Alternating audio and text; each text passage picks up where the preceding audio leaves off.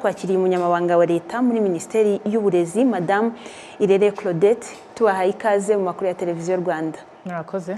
Muri rusange tugarutse kuri aya manota y'abanyeshuri nka Minisiteri y'Uburezi, umusaruro wavuye mu bizamini by'abanyeshuri nuko bakoze mwawakiriye gute? Twarawishimiye ngira ngo umwaka ubanza abanyeshuri bitewe wenda na zimwe mu mpinduka twari twakoze, uburyo tutangaza amanota n'ibindi, abanyeshuri ntabwo bari batsinze neza. Tuvuge nko muri mashuri abanza abanyeshuri bari bari ku inota rya 70 ngira ngo na 5%, ariko ubu ngubu bageze kuri 88%.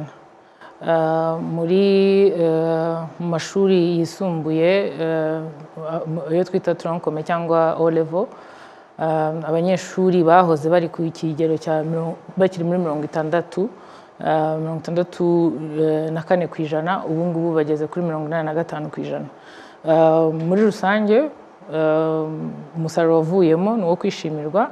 Ikindi kandi nuko n'umubare w'abakora ibizamini wiyongereye.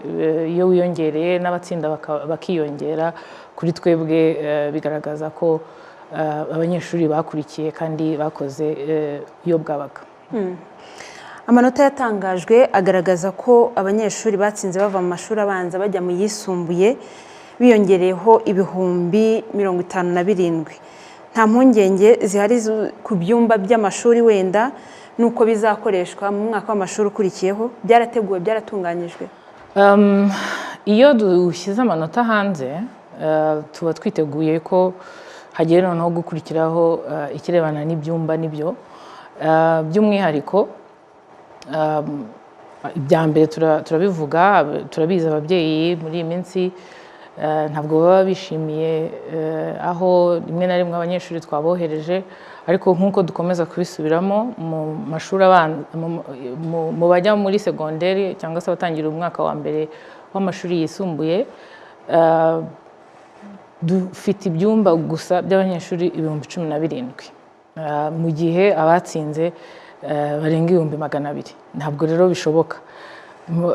Ntabwo umuntu wese yabona aho yoherezwa. Muri segonderi naho dufite gusa ibyumba by'abanyeshuri 41,000. Nanone uko baba bangana kose ntabwo bishoboka, ntabwo dushobora kubona ko hose bose bahabona. Igikurikiraho rero noneho ni ugushakisha aho abana biga bitabagoye hafi yabo. Niba utuye mu murenge runaka, umuntu akagerageza akagushakira ishuri hafi y'aho utuye.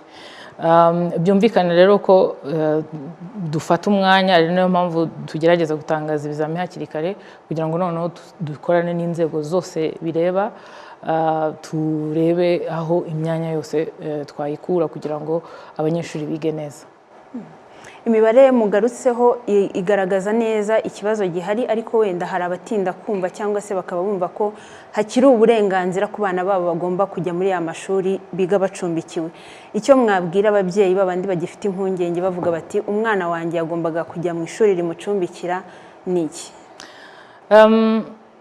Ko umubyeyi wese yifuza ko umwana we yiga akiga mu ishuri yifuza, rwose turabyemera. Umubyeyi wese nta kintu kimunezeza nko kubona umwana we yiga mu ishuri ashaka, ariko ubushobozi bw'ibyo dufite nabwo ntabwo ari ikintu twahita dupfa guhindura. Bisaba amikoro, bivuze kugira ngo uve ku byumba 17,000 ugere ku byumba 200,000, ntabwo ari ibintu bipfa gukorwa ako kanya.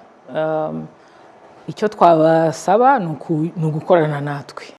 Hari ibigo twagaragaje ababyeyi bakunda gusaba. Ikigo St. Aloys cya Rwamagana dukunda kukivuga, gifite imyanya 120, ubu noneho cyasabwe n'abanyeshuri 28,000. Ntabwo rero bishoboka. Icyo tubasaba rwose, mudufashe tugerageza ibishoboka, ariko kuko imyanya ari mike, wenda umuntu abivuze mu buryo bwa pourcentage, ababyeyi babona cyangwa se abana babona ibyumba ni 7% gusa y'abanyeshuri baba bakoze. Nibyo byumba byonyine dufite. Iyo tugeze muri tronc-commun cyangwa se abarangiza O level, niho ibyumba byiyongera bikaba bikagera hejuru gato ya 40%.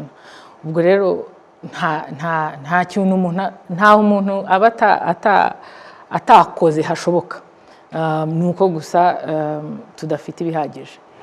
7% muvuze mu mashuri abanza na 40% cyangwa hejuru yaho gatoya mu mashuri yisumbuye, ntawavuga ko ari umubare munini, umubare mutoya ugereranyije n'abanyeshuri baba bakoze ibizamini uko baba bakoze nk'uko mwabivuze ko batsinze neza. Ariko se nka minisiteri hari ingamba zihari cyangwa se hari politike z'igihe kirambye yo kongera ibyo bigo by'amashuri bicumbikira abanyeshuri kugira ngo bababyeyi noneho baruhuke wa mutwaro bavuge bati umwana wanjye niba yavunitse agiye aho